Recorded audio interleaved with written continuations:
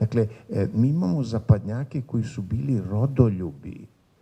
Jedan Jovan Ristić koji se školovao u Haleu, koji je bio, kad uđete na ovo groblje, prvi spomenik s desne strane piše Jovan Ristić, bivši knjaževski i kraljevski namesnik, najvažniji političar druge polovine 19. veka. On se školovao u Haleu, učio istoriju i doktorirao kod najznatnijeg istoričara toga vremena, Leopolda Rankeja, 1853.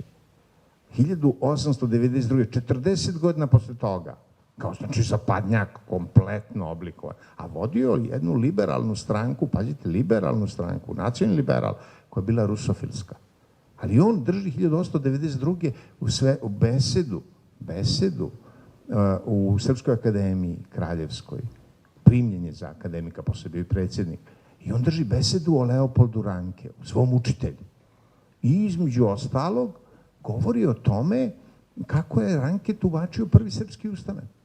I kaže, Ranke je to smatrao pobedom genija Zapada, jer je smatrao da uticaj Francuske revolucije se prelio na prvi srpski ustanak, a Jovan Ristić, pazite, zapadnjak, liberal, političar, kaže, ja bih ipak rekao da je on u tome pogrešio.